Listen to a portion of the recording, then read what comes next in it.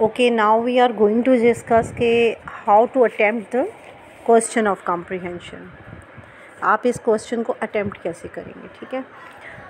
Then I have given some steps to attempt this question. At first sight it looks very lengthy and boring and odd as well, but keep in mind that this is just a matter of practice.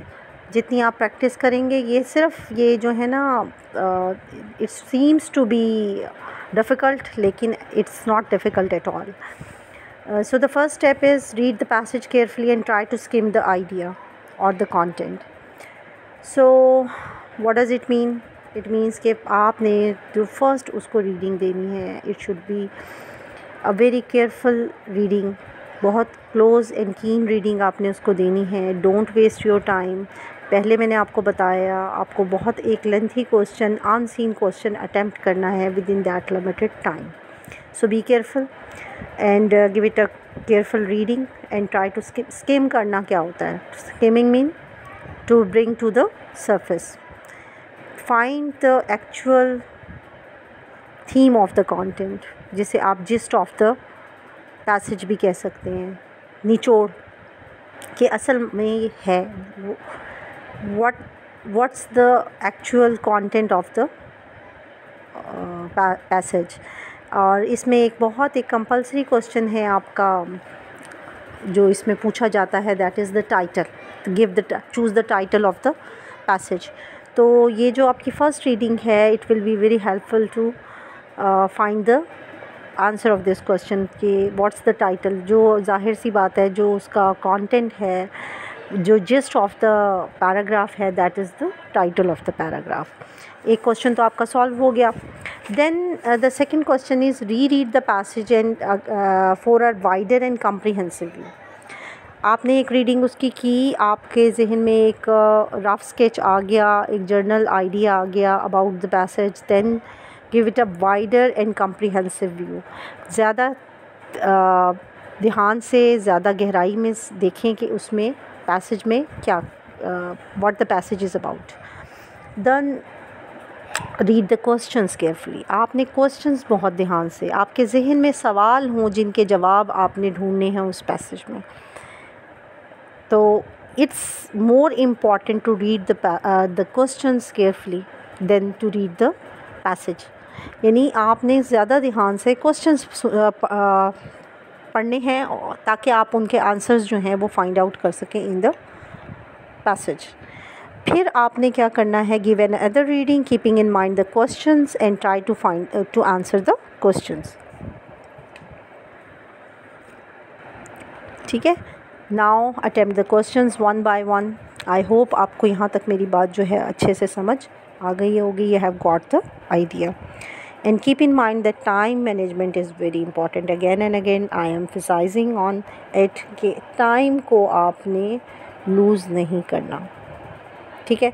सिर्फ पढ़ते ही रहे या सिर्फ synonyms ही ढूंढते रहे या ये सोचते रहे कि how to change the structure of the paragraph, तो सेंटेंस, तो ये आपके लिए एक, क्योंकि you have to make it,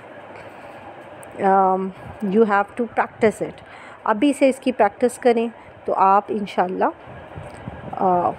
learn कर जाएंगे कि how to attempt this question. तो ये जो एक इतनी लंबी, लेंथी एंड बोरिंग सी लिस्ट है, this is just to tell you the sequence how to attempt it and how to learn it. And girls, there are a few tips, very important tips to attempt this question. Number one is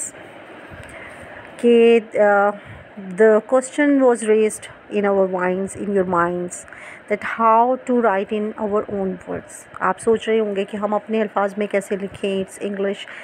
obviously I know English बच्चों को मुश्किल लगती है.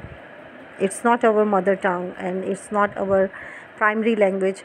सो how to write it. तो there are few tips. आप सिर्फ इसकी 2-4 चीज़ों की प्रैक्टिस करें और जहन में रखें कि इस तरह से मैंने अपने वर्ड्स में लिखना है. द नंबर वन इज़, जो आप इसको में यूज़ कर सकते हैं tip, that is change the structure of the sentence, that is active to passive और passive to active.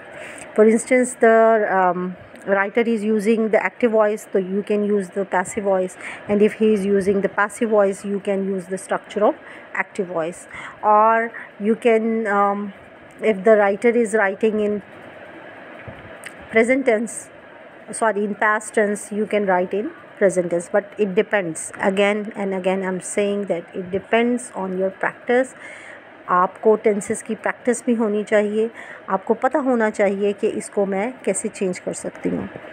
Number 2 strategy is replace the words with their synonyms. Vocabulary के words होंगे उसमें, आप उनके सिनोनिम्स, जिनको हम मुतरादिफ अल्फाज भी कहते हैं, तो उनके हम मानी अल्फाज से उनको रीप्लेस कर दें, तो it will be changed into your own words.